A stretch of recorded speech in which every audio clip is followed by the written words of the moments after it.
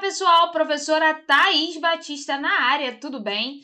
Vamos à correção de questões da banca CESP. É muito importante que, além da teoria, você consiga resolver questões. A sua prova não é teórica, a sua prova é uma prova de aplicação da teoria. Ou seja, você tem de resolver questões. Para isso, você precisa gerar uma rotina de resolução de questões para você entender perfil da banca, abordagem dos assuntos. Então, pessoal, se você puder, sempre resolva questões.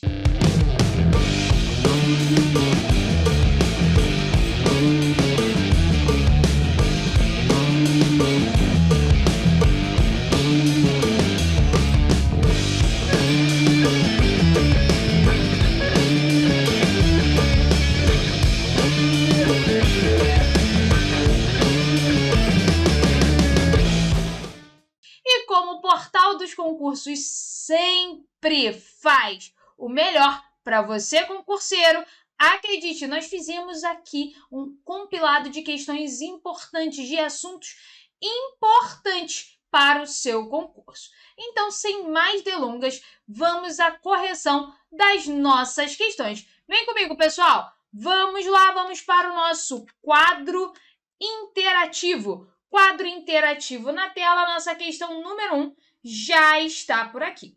Vamos lá. A expressão em cujo poderia ser substituída sem prejuízo para a correção gramatical do texto, marque aqui sem prejuízo para a correção gramatical do texto, pela expressão no qual. Então, o que a gente vai fazer, pessoal? Entender a questão. Muitas questões, se não todas, questões da banca CESP trabalham com essa noção, sem prejuízo para a correção, sem prejuízo para a coerência, sem prejuízo para a coesão. Então, muita atenção porque a gente vai falar sobre isso. É uma questão de substituição. Questão de substituição é questão de reescrita. Então, se eu tenho de substituir, eu vou reescrever de uma outra forma, certo? Essa reescrita vai ser substituir o em cujo por no qual. E essa substituição, deixa eu me apagar aqui, porque ficou muito pertinho para você não achar que eu escrevi tudo junto, que essa expressão aqui é toda unida. Então, vamos lá. Esse em cujo deve ser substituído por no qual. Observe que aqui há sem prejuízo para a correção gramatical.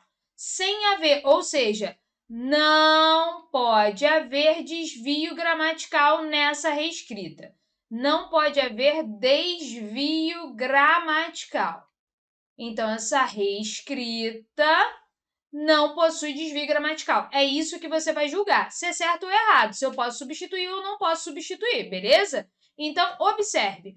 Daí que também não pudesse reduzir a alfabetização ao ensino puro da palavra, das sílabas ou das letras. Ensino em cujo processo, olha aqui o em cujo, o alfabetizador fosse enchendo com suas palavras as cabeças supostamente vazias do alfabetizando. Processo do ensino. O alfabetizador fosse enchendo com suas palavras as cabeças supostamente vazias dos alfabetizandos no processo de ensino. É por isso que aparece a preposição em. Ok. Primeira coisa que você precisa saber é o uso do cujo, certo? O pronome relativo cujo, vou separar aqui o nosso quadrinho para falar do relativo cujo. O pronome relativo cujo, ele precisa estar se relacionando com substantivos. Então, ele sempre vai aparecer entre substantivos. Vou colocar algo aqui e já peço desculpa aos mais pudicos, tá? Então, é só para você memorizar aí uma construção importante. Substantivo mais substantivo, o cujo vem no meio, beleza? Então, o cujo ele sempre vai se relacionar com substantivos. Veja, processo, vou mudar a canetinha para você visualizar melhor. Processo é substantivo. E ensino é substantivo. Então, substantivo mais substantivo, cujo vem no meio. Ok. O pronome relativo cujo, ele nos dá ideia de posse. Ele dá ideia de posse. Vou colocar aqui para você. Ideia de posse equivale à preposição de, se invertida a ordem dos termos, coisa linda, né? Cuja legal, legal, legal. E concorda em gênero e número com o consequente. Gênero e número com o consequente, ou seja, com o termo que vem depois. Ok, você volta comigo aqui para a questão. E analise processo, ensino cujo processo. Esquece a preposição em porque ela é regida ali pela construção. Então, vamos lá. Ensino cujo processo. Ensino cujo processo está entre substantivos. Lê de trás para frente colocando a preposição de. Processo de ensino. Processo do ensino. Não coube essa noção? Sim, então cujo trouxe ideia de posse. Se trouxe ideia de posse, a construção está correta, pessoal. E o cujo concorda sempre com o termo que vem depois. Tranquilidade no parquinho. Agora, você precisa saber que o cujo não admite substituição. Ele não admite substituição, ou seja, ele não pode ser substituído por qualquer outro pronome relativo. Ele é um pronome relativo diferente dos outros. Por exemplo, você já deve ter visto que o que em algumas construções pode ser substituído por o qual em algumas substituições, em algumas ocorrências, ser substituído pelo relativo que, ok, em algumas construções. O cujo não admite em nenhuma construção. Ele jamais vai admitir substituição. Portanto, o que essa questão propõe é errado. Vem comigo. Observe aqui. Ele diz o quê? Que eu posso substituir o em cujo por no qual sem haver desvio gramatical, ou seja, sem prejuízo para a correção gramatical do texto. Não pode haver desvio. Mas o cujo admite substituição? Não. Então, se eu substituí-lo, vai haver o quê? Incorreção gramatical. Então, a questão que diz que substituindo em cujo por no qual não há desvio gramatical, ela está o quê? Errada, porque se eu substituir, eu vou ter erro gramatical. Por que eu vou ter erro gramatical? Porque o cujo não admite substituição. Logo, pessoal, este item, o item 1, está errado. Gabarito da questão, errado. Beleza, pessoal? Show de bola! Vamos à questão número 2. Questão número 2 na tela. Vamos lá. A correção gramatical do texto, vou mudar a canetinha aqui para a gente grifar. A correção gramatical do texto seria mantida. O que é manter a correção gramatical do texto? É não haver desvio gramatical. Então, vou colocar aqui, ó, manter regras gramaticais. Então, a nossa análise vai ser uma análise com base em regras gramaticais, beleza? Gramaticais. Deixa eu tirar ali o acento. Show. Regras gramaticais. Ok. Caso se inserisse o acento indicativo, olha aqui, de crase, no vocabulário presente no trecho daqui a alguns anos, visto que o emprego desse sinal é optativo nesse caso, ou seja, facultativo. Primeira coisa que você precisa saber, pessoal. Vamos lá, vou colocar aqui, porque a gente vai conversar sobre muitas informações. O que é crase? A crase nada mais é do que uma fusão.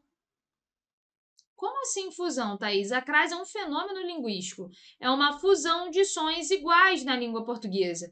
Sempre que houver a regência da preposição a mais um som idêntico, que pode ser o artigo, mas pode ser o pronome demonstrativo também.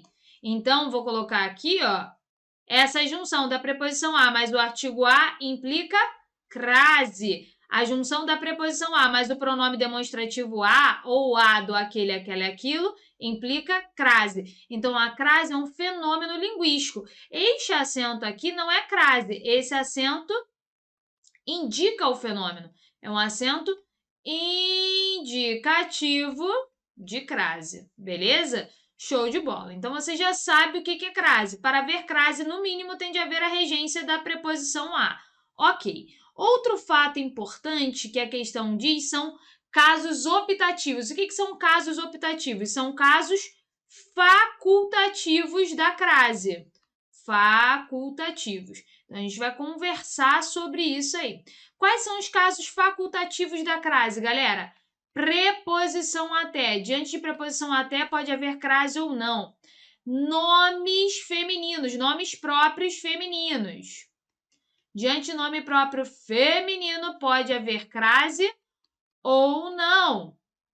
E diante de pronome possessivo feminino singular adjetivo. Diante de pronome possessivo feminino singular adjetivo, a crase é facultativa. Esses são os 3 casos facultativos que temos em língua portuguesa. Observe que a questão diz que é optativo, por isso pode ser inserido o acento indicativo de crase em daqui a alguns anos. Daqui a alguns anos. Então, nós vamos analisar essa construção.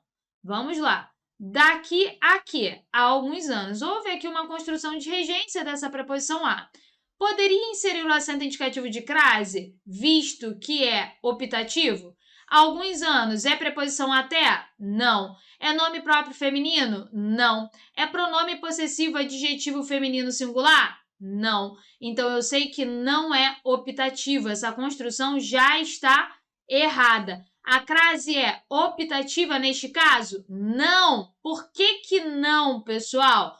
Observe que o a aqui é apenas uma preposição. Por quê? Porque alguns é pronome indefinido. E diante de pronome indefinido, a crase é um perigo, não pode haver crase. Então, você já sabe que aqui eu não tenho uma fusão, eu tenho apenas a preposição sozinha. Logo, dizer que aqui deve haver crase porque nessa construção é optativo, eu sei que isso está errado. Beleza? Então, se atente ao comando da questão. Se atente ao comando da questão. Cuidado para você não cair em pegadinha. Existem muitas pegadinhas nesse tipo de construção. Tranquilidade no parquinho, você continua comigo, porque vamos agora à questão número 3. Vamos lá, galera. Em Tia Tula, que achava que mormaço fazia mal, sempre gritava: "Vem pra dentro, menino, olha o mormaço." Os termos tia tula e menino desempenham a mesma função sintática. Vamos lá, que estão falando sobre sintaxe. Os termos tia tula e menino desempenham a mesma função sintática. Marque isso aqui, nas orações em que ocorrem. O que justifica o fato de serem isolados por vírgulas. Então, a questão está trabalhando função sintática atrelada a conceito de pontuação, no tangente ao uso da vírgula. Então, você vai ter de analisar tanto a parte sintática quanto a parte de pontuação para justificar se é certo ou errado, beleza? Então, vamos lá. Observe o primeiro elemento. Vamos dar a canetinha para não ficar visivelmente ruim para vocês, tá? Tia Tula, que achava que mormaço fazia mal, sempre gritava. Observe que dentro dessa construção eu tenho o achava e o gritava. 2 verbos, 2 orações, corto onde? Antes do possível conector, ou seja, na vírgula. Ok. Mas eu tenho essa oração que está entre vírgulas. Significa que tia Tula sempre gritava, é a primeira oração, vou colocar aqui ó, a primeira oração, e que achava que mormaço fazia mal é a segunda oração. Ok. Quem sempre gritava? Tia Tula. Tia Tula é o nosso sujeito simples do verbo gritar. Por que aqui foram utilizadas as vírgulas para isolar a oração adjetiva, que achava que mormaço fazia mal. Quem achava? Aqui eu tenho segunda oração e terceira, né? Que mormaço fazia mal. Deixa eu colocar aqui, ó, verbo. Quem achava que mormaço fazia mal? Tia Tula. Então, observe, tia Tula sempre gritava, tia Tula achava que mormaço fazia mal. Então, eu sei que esse que retoma tia Tula para evitar a repetição. Se retoma é pronome relativo. Se é pronome relativo, a oração que introduziu é a oração subordinada adjetiva e explicativa. Por essa razão, veio isolada por vírgulas. Beleza. Então, você já sabe, vou colocar aqui, ó, que tia Tula exerce função de sujeito, sujeito simples da sua construção oracional. E as vírgulas, vou colocar, ó, vírgulas, utilizadas para isolam, a oração subordinada adjetiva explicativa. Isso no primeiro ponto. Ok, você vai continuar lendo comigo, porque ele quer saber aqui sobre o menino. Vem para dentro, menino, olha o mormaço. Observe aqui, ó, vem para dentro, menino. É qualquer pessoa que deve vir para dentro? Não, é o menino. Então, ela direciona essa fala ao menino, certo? Então, menino aqui, pessoal, menino é vocativo. Vocativo. Então, vou colocar aqui para você, ó, menino é vocativo. E como nós sabemos, vocativo não desempenha função sintática, não tem função sintática. E se não tem função sintática, pessoal, precisa vir destacado. Então, você vai colocar aqui comigo, ó, que as vírgulas foram utilizadas, vamos lá, foram utilizadas para quê? Para isolarem o vocativo. Utilizadas para isolar o vocativo. Então, pessoal, o que a questão diz aqui, ó? Os termos tia, tula e menino desempenham a mesma função sintática. Isso é verdade? Não. Tia Tula desempenha a função sintática, sujeito. Menino não desempenha a função sintática, porque vocativo é um valor, não é função. Vocativo não é função sintática. Então, eu já sei que eu tenho erro. Por quê? Um desempenha a função sintática, o outro não. E as vírgulas são utilizadas pelo mesmo propósito? Não. Uma isola a oração subordinada adjetiva explicativa e a outra isola o vocativo, já que o vocativo não tem função sintática. Logo, o que se afirma neste item aqui está errado. Beleza, galera? Questão aí com gabarito errado. Show de bola! Você continua comigo porque nós vamos à questão número 4. Questão número 4 na tela, galera. Vamos analisar aqui o conteúdo da questão número 4. A correção gramatical do texto seria preservada. Marque comigo aqui, ó.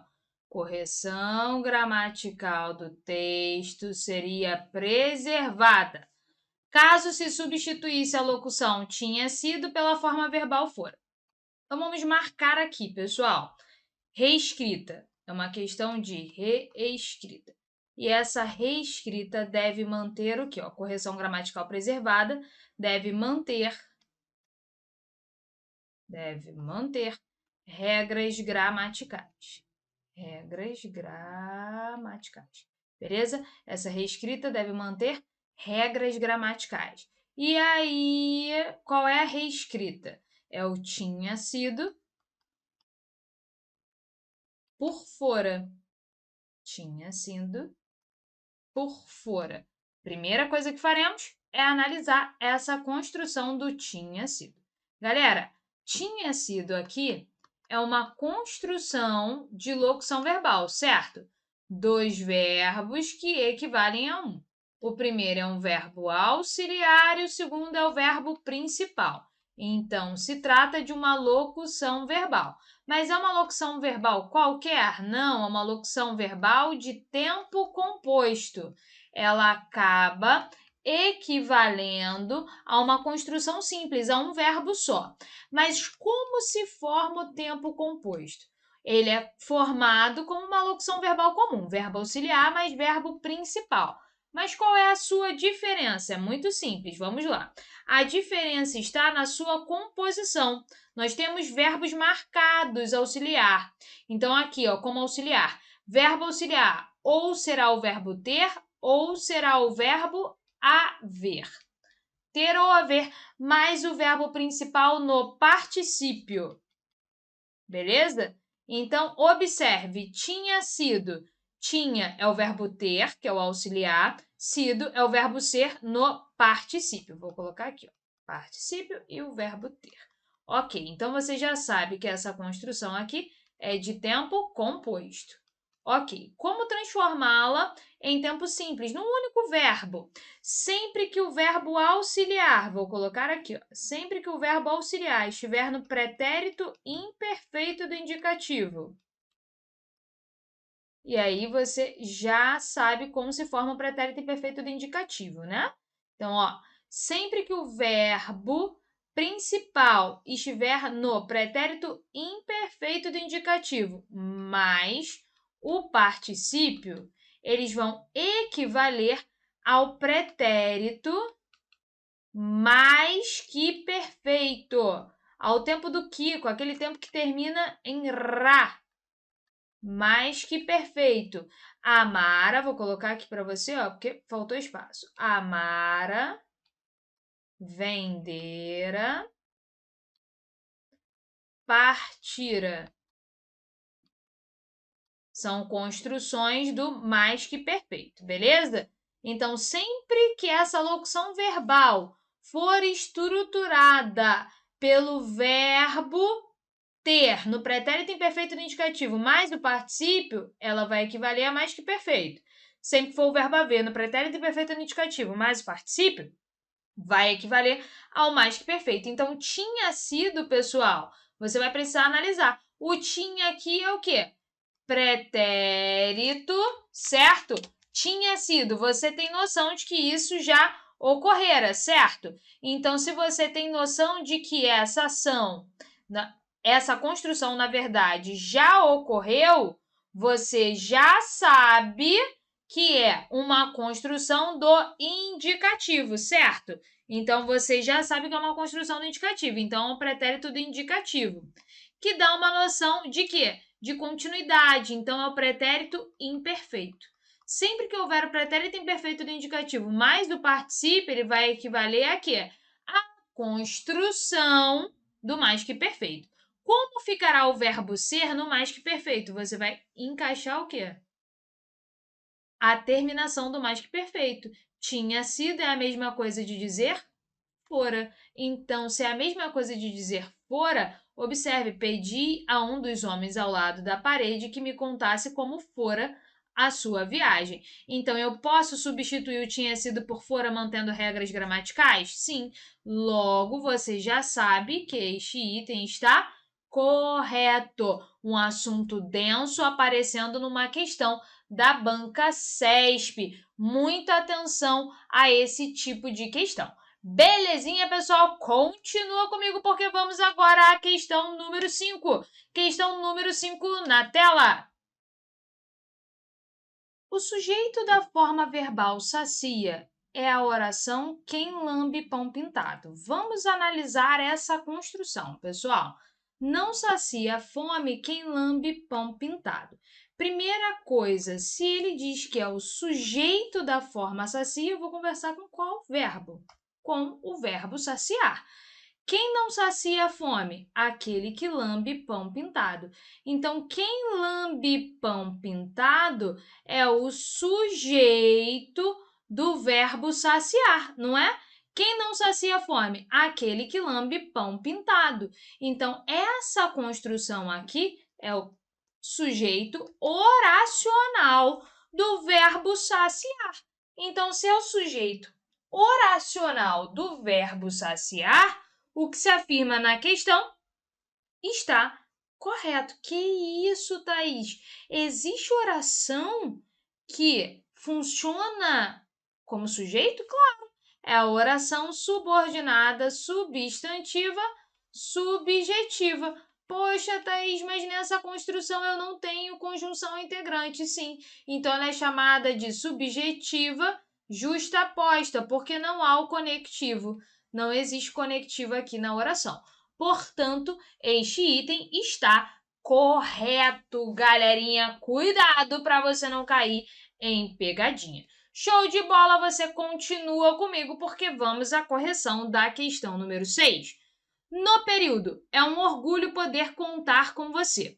A terceira pessoa do singular empregada na forma verbal justifica-se por tratar-se de um verbo impessoal como é tarde. Primeira coisa, verbo impessoal.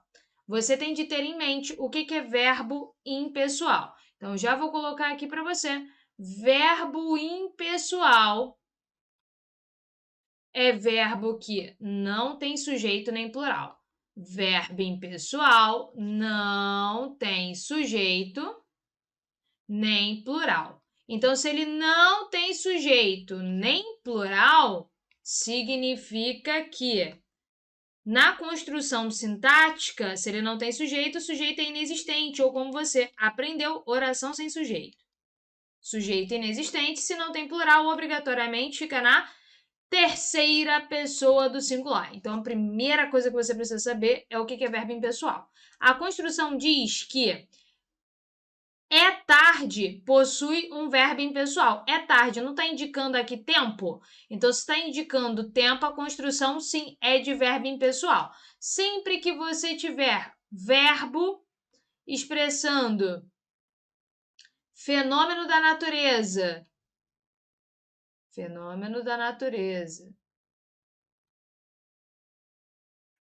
e tempo meteorológico, você terá o quê? Um verbo impessoal. Show de bola! Mas a questão diz o quê? Que em é tarde o verbo é impessoal. Essa construção está certa? Sim, é um verbo impessoal, então não tem sujeito nem plural. Tranquilidade no parquinho. Mas ela diz que o do é tarde é impessoal, certo? E o do é um orgulho é idêntico ao verbo do é tarde, ou seja, o de é um orgulho poder contar com você é impessoal, tal qual o verbo na construção é tarde. Certo ou errado? Primeira coisa, eu não tenho como dizer se é certo ou errado se eu não analisar. Então, eu preciso analisar. É um orgulho poder contar com você. Eu tenho dois verbos, duas orações, corto aqui antes do segundo verbo. É um orgulho, é verbo de ligação. Um orgulho é predicativo do sujeito.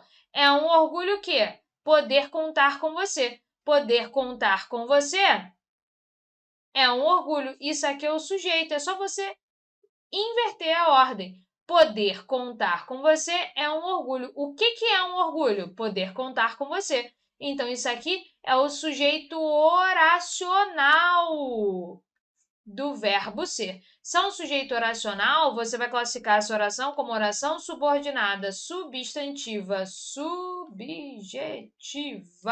Essa é uma oração subjetiva. Thaís, então esse aqui não pode ser avaliado como verbo impessoal? Não, ele é um verbo pessoal. Por que ele é um verbo pessoal? Porque ele tem sujeito. O sujeito dele é a oração seguinte.